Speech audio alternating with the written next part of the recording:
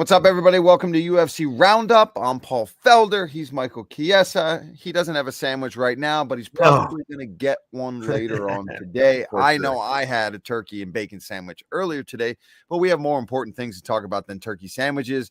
We got to talk about UFC 277. Michael, bittersweet, I'm sure, right? An amazing fight. 2 title fights, both incredible. Your girl did not walk away still the champion, but man, heart was on full display. Toughness cannot be questioned. How are you feeling after being there this weekend? What was the atmosphere? Tell us what it was like to be in the building and what you're going through, seeing a friend be in a battle like that.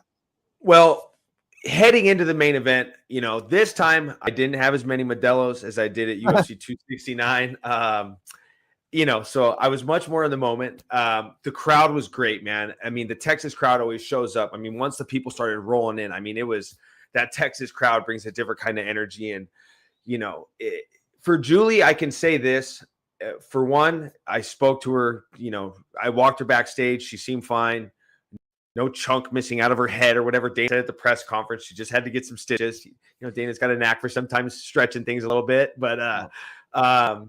But yeah, so she's a good spirits. I talked to her the next day, and for me, Paul, I'm so proud of her. Like, for her to go out there and lay it on the line like that. I mean, you don't see that kind of toughness. It's not an average thing for a fighter in the UFC to be that tough, to take those kinds of shots and get right back to their feet and get back in the fight. And even when she was really down on the scorecards, I mean, that arm bar was close. She was still attacking. Yeah. She never stopped. It gets to a point where you'll see fighters in a long, drawn-out fight. Like, you look at the way Nunes beat Pennington. Pennington just started to break the longer the fight went. And Julie, it's just like, it doesn't matter how down she is on the scorecard. She's going to still try to win. And for people that want to naysayer and say the first time was a fluke, like, here's what you got to understand. Julie has climbed to the top of a mountain that very few fighters get to, Paul. When you talk about climbing, everything's all about climbing the rankings. I'm trying to climb my way to the top. It's about climbing to the top to be a champion. Julie tasted gold. Julie got to the top of that mountain. There rarely many fighters never get to see that view from that high up. She tasted gold, and she freaking dug her heels in the ground in the rematch and tried to hold her ground as strong as any fighter in the world possibly could. You got to give her credit where it's due. The first time wasn't a fluke. She beat her. And this time, Amanda just showed up more. Amanda realized Julie is legit. I have to take her serious. Yeah. And as much as I want to praise Julie, because I'm so proud of her, Amanda did a lot of things really good. The southpaw thing was something that totally caught her off guard. It got her right hand into the party, because Julie's really good at fighting righties. And I think that Nunes was able to get her powerful right hand in the party by standing in that southpaw stance and essentially kind of playing the matador. Julie would come blitzing with these combinations to get to the clinch, and Amanda would just sidestep, almost like that Russian style check hook. Step, boom, throw that lead right hook behind the ear. She fought well. And like I said, great performance by Amanda.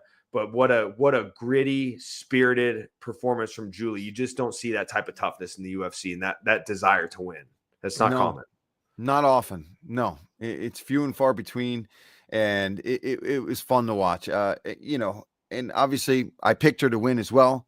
I thought she would still have the ability to get in there, maybe get the fight into submission spots, which she did. She was able to do that and almost pull it off. But man, really got to give credit to the double champ, Amanda Nunes. The game plan really stood out. She came in phenomenal shape. She seemed excited to be back in there again. I think more than anything, that is probably what stuck out to me, was that through getting her eye busted up, through being in some exchanges and having to deal with her own adversity throughout that fight, she seemed to be enjoying the moment a lot more. Whereas the first fight kind of went that way in the beginning, where she was landing her shots, hurt Julianna a few times, but was able to wear her down. Whereas this time she knew how tough Julianna Peña was going to be, and she came prepared for that, and they had an epic back and forth. This time, just that right, like you talked about, that check hook was beautiful. So just big congratulations to Amanda Nunes, who's back on top, looked incredible. We'll talk more on that in a second, I guess, on whether or not where they go from here. Do we see another matchup right away? Did Julianna do enough to get that third fight? Because, I mean, she did finish the champ in the first fight, right? She was able to take Nunes out. So what are your thoughts on that? Let's talk about that real quick. I'm not sure if we're going to address that later on. So let's do it right now. Do you think it warrants another thing? Or we talked a little before the show too. I think both these women need to kind of go and ice the bodies a little bit, go take a vacation. So what do you think is going to happen next? Well, first and foremost, win or lose, Julie needs just to take a break. You got to look at this work schedule she's been on since she fought. I think she fought Durandamine on October 2nd in 2020, I believe.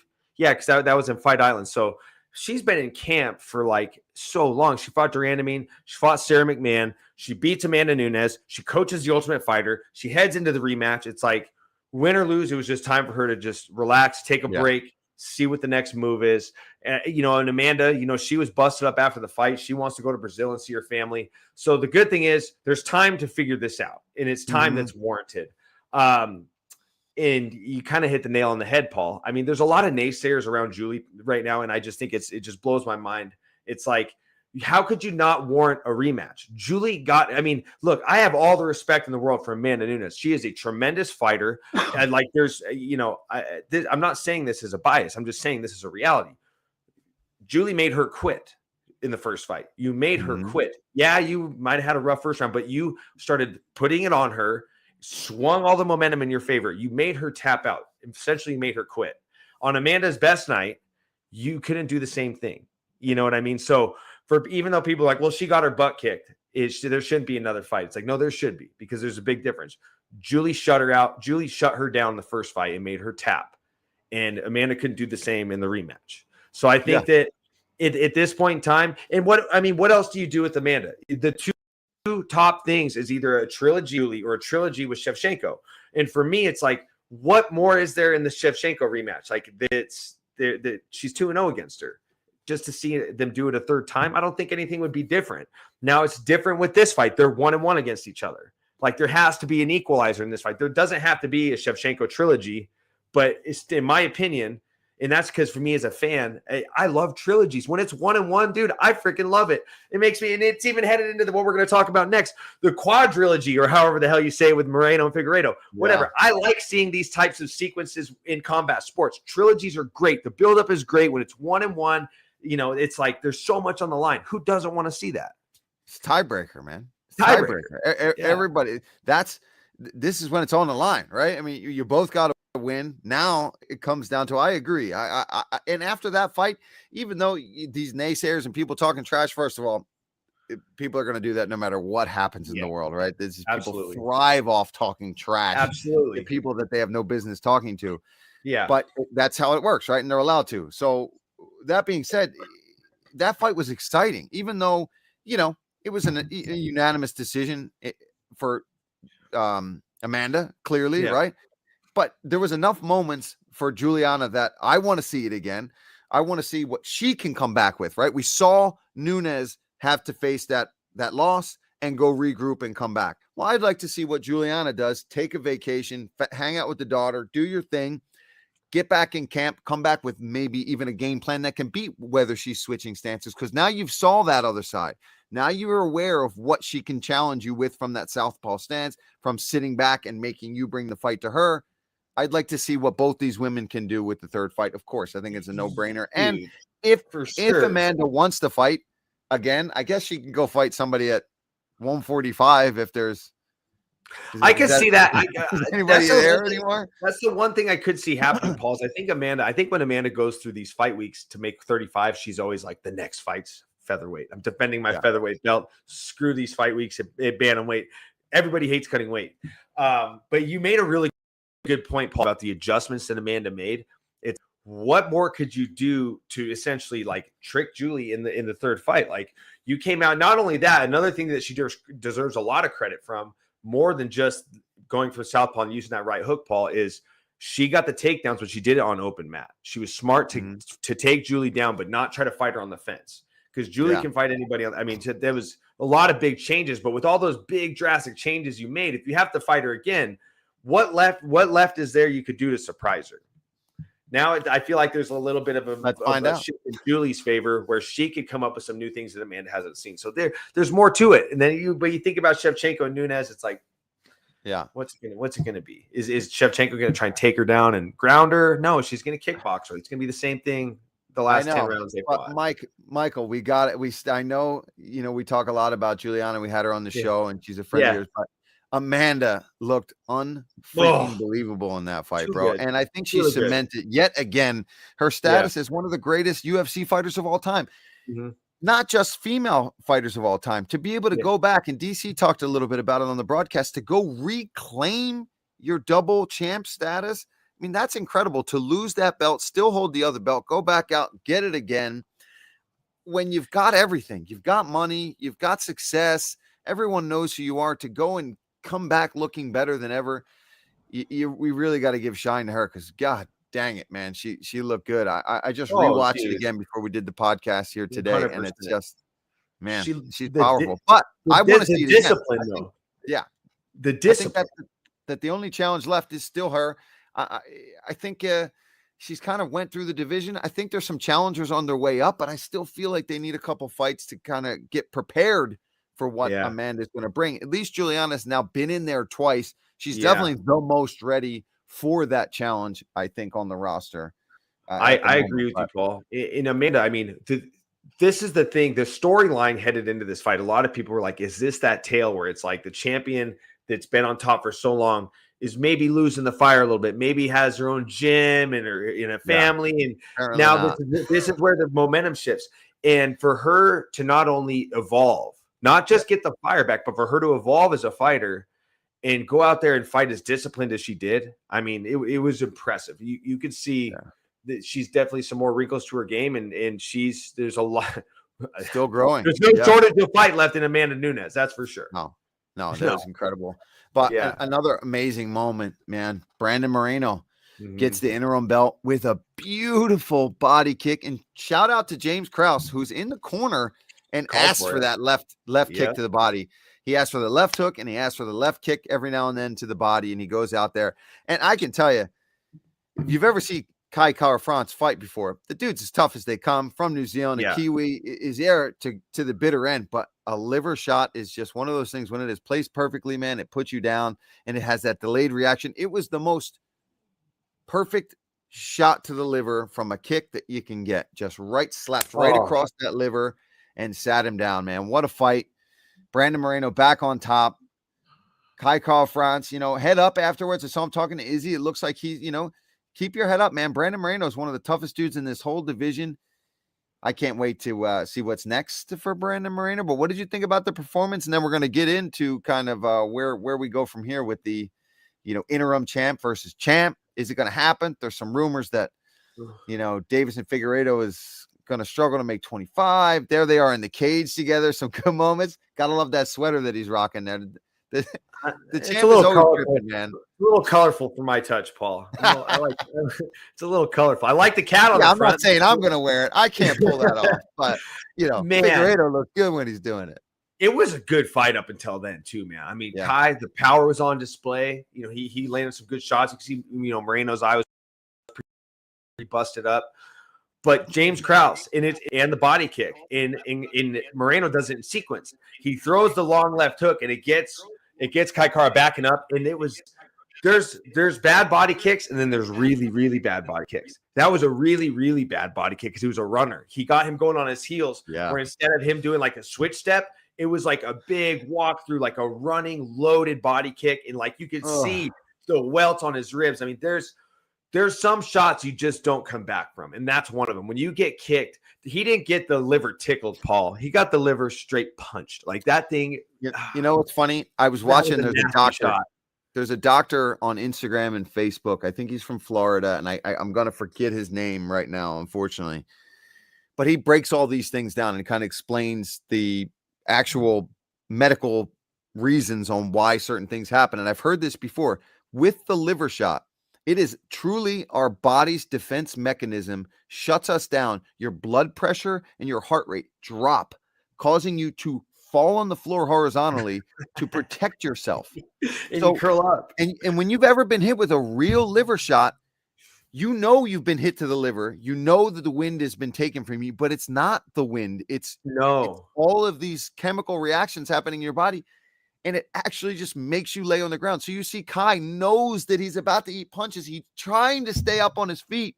His body will not let him because there's a difference. The liver is actually exposed towards away from the ribs, right? So if you hit it, and it looks like that's where Moreno hit it, you can actually hit the liver itself with a kick or a punch.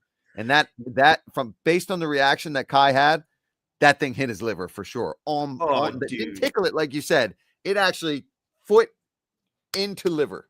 It's like you can't describe a liver shot. I've had the wind knocked out of me, and when you get the wind knocked out of you, it's like I'm going down. Like you kind of like anytime I've been hit to the body, like in practice, I've just lost my wind. I just laugh it off. I'm like, oh, that hurts. Yeah. It's not that bad. But when you get hit to the liver, like I'm not talking. The first time it happened to me, Paul, it was like when I first started training, I got caught with a straight right from the start. I was standing southpaw, going against a righty. Straight right to the body. And I remember as I was going down, I was like, oh my God, call a paramedic. Like I had the worst thoughts. Like I curled up on the ground and was thinking like, we need medical attention. Like the pain was so bad. And then it just stops. And you're like, oh, I'm okay. That wasn't too bad, but it's an excruciating amount of pain. Oh, it's horrible.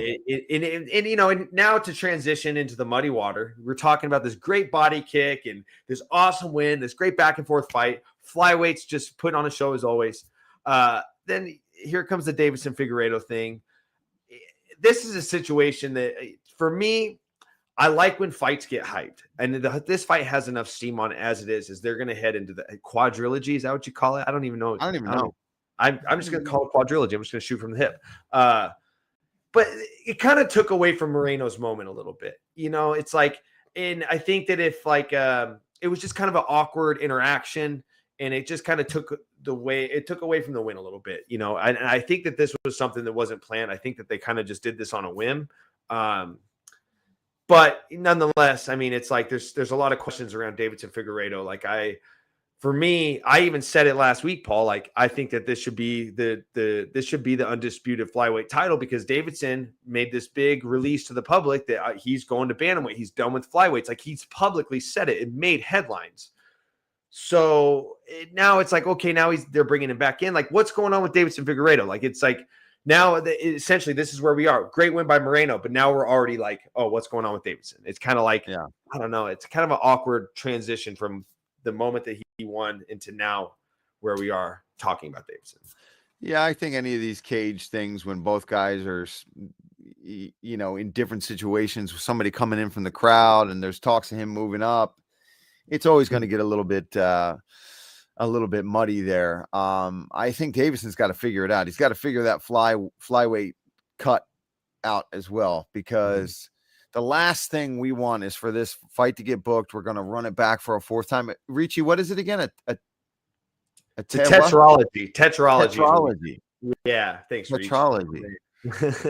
I don't know if we can do that fight just because it's called a tetralogy. That's too complicated for us. I like quadrilogy better. Quadrilogy. Yeah, I think I'm going to stick with the quadrilogy with Michael. Sorry, Richie. Thank you for the information. Yeah, Michael Ricci also accepts quadrilogy, so we're going to move on with that. I think the UFC will accept that too. I'll text Dana White later today. Let him know going forward. We like to have a nightly chat about things that are going to happen. Sounds like a Tetris game. So, yeah. But anyway, listen, that was an amazing fight, amazing performance. Shout out to Brandon Moreno. Moreno, again, I like both guys. I just want to say, if he ever sees this, I'm sorry I picked against you because you're such an awesome dude. And I'm probably going to see you at the Apex calling a fight sometime. I don't want him to liver kick me right now. So, buddy, I hope we're still friends. Maybe I picked against you so that you would win. Bygones will be bygones, so let it slide. Yeah, and apparently I jinxed Julianna like I said I would, and now I feel bad about that too. I should have picked against her for your sake. Yeah, anyway, I know. We're going to do 5 rounds. Are you as superstitious as I am? Are you a superstitious guy? Terribly superstitious. Oh, I'm the worst. I hate it. I hate it. I have to have this hat, Paul. I have this little short billed hat, and I've literally brought it to every single one of my fights, all the way back to my first amateur fight. And it's so important to me that one of my fights I fought in Vegas, I had to have my friends break into my apartment. I remember you telling me. I forgot. I'm like, you guys just kick the kitchen window in, get my hat, or I'm not going to win. And I won. Yeah. So it's like the hat, I can't. And then it just continues because you won. So if you didn't win, you wouldn't be so No. worried about it. But No, I know could've broke the I'm curse bad there. with it. I'm bad with it. But we're gonna move on to our 5 rounds. Me and Michael put out some tweets the other day. You guys responded. Some hilarious stuff has been coming our way. So we're gonna highlight some serious topics to discuss and just some fun stuff. So here's our first thing: is what should be the next fight for Pantoja, as he is the odd man out in the flyweight division picture at the moment. Man, couldn't agree more, right, Michael?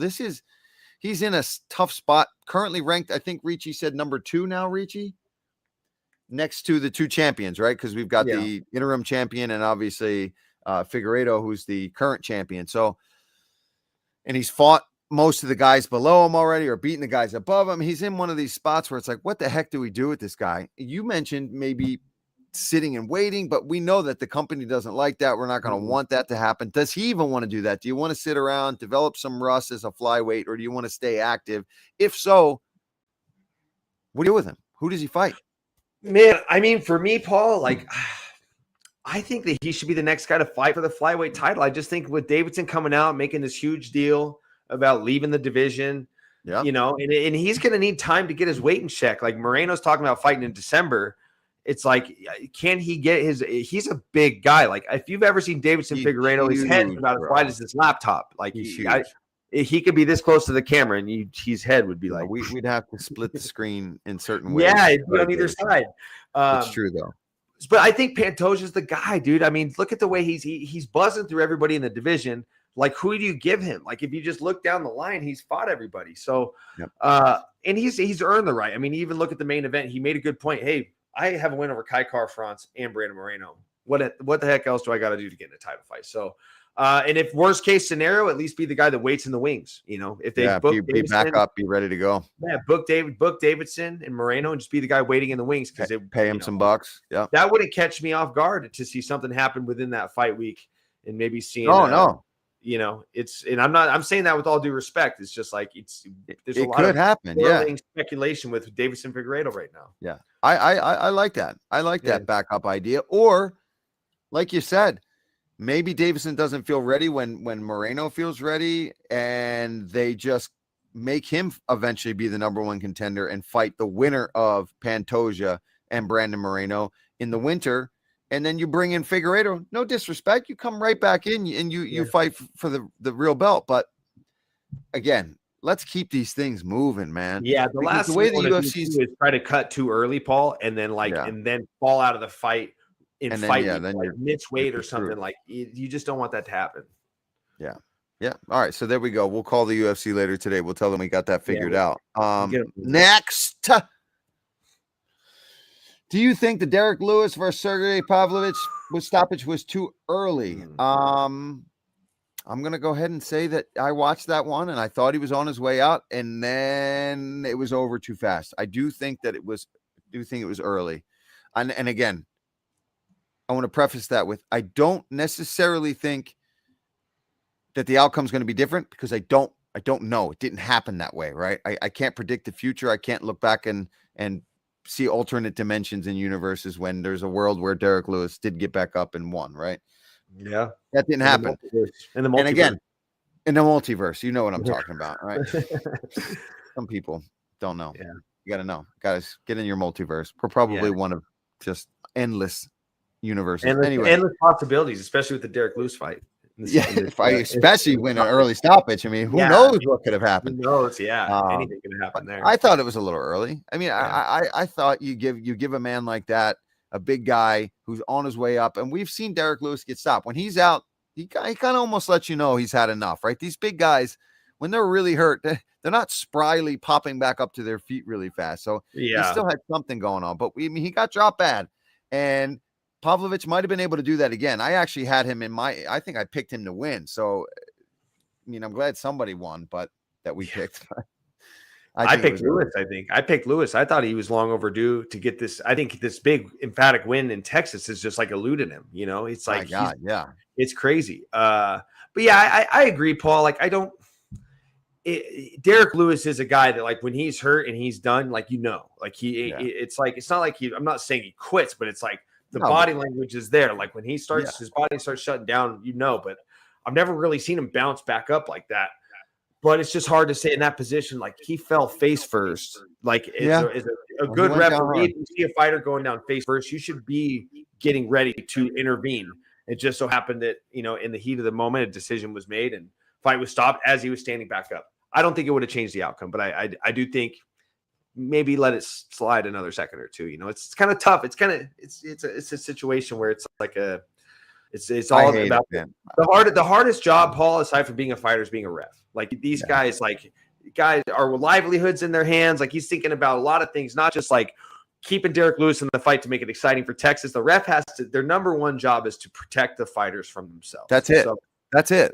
To make sure that the rules are being followed, that the action is playing out how it's supposed to and fairly, and that you, the athlete, don't get hurt any more than you already are for signing up for a profession where you hurt people for a living. Yeah. He's trying to make sure that you're going to see another day, that you're going to wake up and you're going to go, all right, crap, I lost that one, but now I'm going to take a couple weeks off, go back to training, and I can fight for money again. Whereas if you, one of these, you know, if there's a ref that just sits back and goes like this to you all day and lets you fight until you're dead, that's not good either. So, you know, shout out to all the refs out there. We get it, man.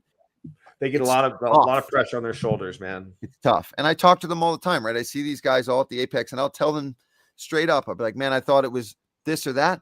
But I tell them as soon as that's all done, I'll be like, I get it. You got to do what you think in the moment. I wasn't in there. I don't see the eyes like you are. I don't see the body language quite like they do.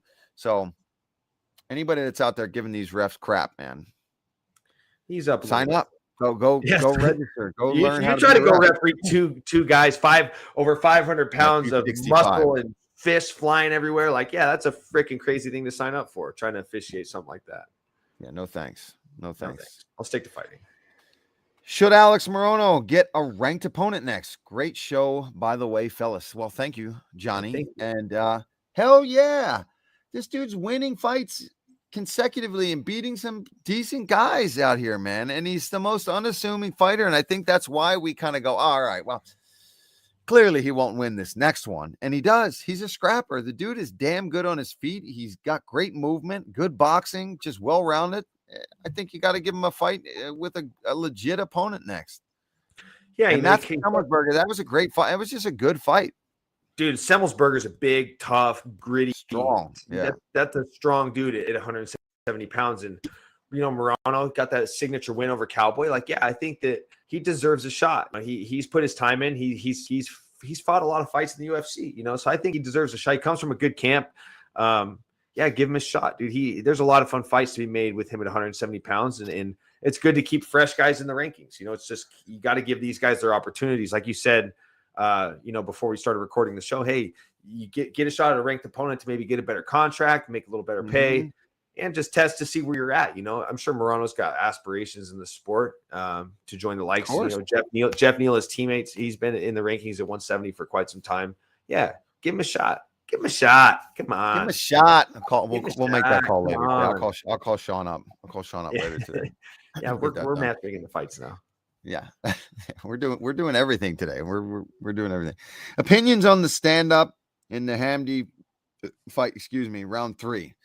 So really this is discussion that Joe and DC and the guys were talking about standing fighters up from a grounded position. And Joe's of the belief, obviously we've heard this before. I've talked to Joe many times about this, that he is of the belief that, man, and to a degree, he's right? If you're on the ground and somebody's put you there, you have to be able to get up on your own. It shouldn't be some other guy or woman in the cage with you deciding that it's not playing out. But I want to say my bit on this real quick. I agree, except for the fact that if you are completely stalling, because these referees are taught that there's got to be a pace to the fight. It's just how they're, whether it be on the feet, on the cage, or on the ground. So we can't say, well, just because it's on the ground, we can't stop it. Well, what about on the fence? What about when somebody's trying to literally, what if somebody's running in circles away from you? They're stalling the fight. So I think in those cases, there's got to be a point where, because you can get a guy who's strong. Does anybody want somebody that's so strong that they can literally just hold you in one spot for 15 minutes? My God, we wouldn't have a business. No. And you know, there used to be an era in the UFC where that would slide. A lot of guys would just be like, take him down, hands on biceps, don't let him get up. Like there was an era where that was kind of a norm, where for now, I agree with Joe Rogan. If you're the guy that initiates the takedown, you should get every opportunity to work. You have to work. That doesn't mean you have to start raining big shots. You could just be trying to pass. But that's where a lot of guys, do you see that, Paul? A guy that has tactics when it comes to ground fighting, if they get a takedown, even if I'm tired, I'm going to take a guy down, and I'm going to still, even if I'm too tired to throw ground and pound, I'm going to start looking to pass. As long as you are either doing damage or trying to getting into advantageous positions, they're not going to stand you up. But if you just take a guy down and you sit in their guard or their half guard, or half guard, and you're literally just holding, like that's not trying to do damage. Like even if like the guy on bottom throwing up subs, you ground and pound, just creating any type of fight on the ground will keep you there. But you just can't take a guy down and stall tactics. There's I agree with Rogan to an extent, Paul, but it's like you can't have guys just taking guys down, stalling and pinning them down and doing a whole lot of nothing. And when I talk to, I've been in that position, Paul, where I've took some dudes down and I've done a whole lot of nothing. And you want to just hold them, I did. Even as a striker, I have too, bro. Trust me. Sometimes you just want to break. I get it. Yeah, but you're the other good thing on top, though, Paul. You're good on top. Those elbows you landed against Charles Oliveira, that was some good. What the refs? There it is. There it is. Conor McGregor. What the refs are. What the refs are looking for, the judges, it's just damage. And when I talk to some of the judges and the refs, that doesn't necessarily have to mean elbow, hammer fist. It could mean you're just wearing on a guy. If you're making that power bar come down and just making them transition and grapple, like you're talking about, keeping the motion going, forcing them to have to work too, right? If I'm even just trying to pass, even if I'm not really trying to pass, if I'm giving the image of making that guy on bottom work, the fight stays there. It doesn't have to be much. Absolutely. I could agree with you more. So we're in agreement. Yeah. I think it's got to be pretty damn stalled out to stand them up, in my opinion. I agree. Next. Ben Davis. Here we go. The Bane. I saw this. Always some funny comments from this young man here. Good videos. Hilarious. Anyway, let's get through this list. Number 1. How do I lower the water pressure on my shower? Number 2, what is your mom's spaghetti recipe? I can tell you right now, Bane, there is no spaghetti recipe. 3, favorite Dr. Seuss book. 4, would you rather ride a horse or a camel? And 5, it's just lasagna, because who doesn't love lasagna? Yeah, it's got me thinking about lasagna over sandwiches. Thoughts on lowering your water pressure, Michael? For me, I have a shower head that kind of does the work for me. So I usually will just find the right adjustment. But for me, Paul, I try to get higher water pressure. I don't want lower water I've never had to lower mine. I've never had to lower mine. Jet water coming out of my shower head. And number 2, mom's spaghetti, none of your business. Okay. It's family secret, mom's spaghetti, it's family secret. Dr. Seuss book, Cat in the Hat. Would I rather ride a horse or a camel? Horse would be more fun. Camel feels a little more safe. I like to live life on the edge. I'd probably ride the horse and lasagna. Lasagna. Yeah. I'm with you on getting a new shower head if you want it lower for some reason. That's strange, Ben. And my mom's spaghetti recipe would be a jar of ragu and boiled spaghetti would be how we went with that one. And my favorite Dr. Seuss book, maybe Horton Hears a Who. That's a good one. I like that one. And I would rather ride a camel because I've been to Abu Dhabi too many damn times to have not ridden a camel in my life at this point. And lasagna, always lasagna. Paul, let's get you over here. Get some of that. I do like baked ziti. I do like baked ziti as well. Sorry, I've been talking into my mic. I've been feeling more like a disc jockey out here today when I get real close to it. We're talking about mom's spaghetti and lasagna. Mom's spaghetti and lasagna. Fans at home. Fine Italian cooking. Tonight we're gonna have some rice. I'm probably gonna eat about 8 cups worth myself. For all you fighters out there cutting weight, you should get into triathlon and stop worrying about what you eat. Or just lift heavy weights. That's what I do. I just like to lift heavy weights. Or get huge. Yeah. Or get huge. You've got 2 ways to go. Anyway, Brendan Fitzgerald chimed in, my man. We didn't get to this one a while ago. This was a great sandwich question. What is the best combination of nut butter, and jam sandwich. It's not peanut butter or grape anymore. And Brendan, my man, I couldn't agree more. It is not those two things. For me, however, it is peanut butter, but it's like a really good organic peanut butter, or that one Justin's with honey in it. The Justin's peanut butter with honey in it. And I'm going to go strawberry preserves for my jam jelly product. And I'm going to put that on. I'm going to go classic white bread on it. White bread is kind of the way to go when it comes to PB&J. I mean, it's just, and plus when you eat it, you want the faster burning carbs, simple carbs, white bread. Good choice. For me, Paul, there's two. Okay. I really like almond butter. Okay. So for me, I like to go like a smooth, semi-crunchy almond butter with like a raspberry jam. Okay. But when it comes to peanut butter, I like the Justin's with the honey. That's one of my favorites. The Justin's with the honey. And for people from Denver, Colorado, or just Colorado, the state, or Washington, or anywhere west, they know about huckleberries. I don't know if you know about huckleberries, Paul, but huckleberry jam only from you with peanut butter on white bread is like. It sounds delicious. And, we got to give a shout out to Fitzgerald, Fitz Nation. Obviously, now on Fight Pass and YouTube. Check him out, guys. That's our boy.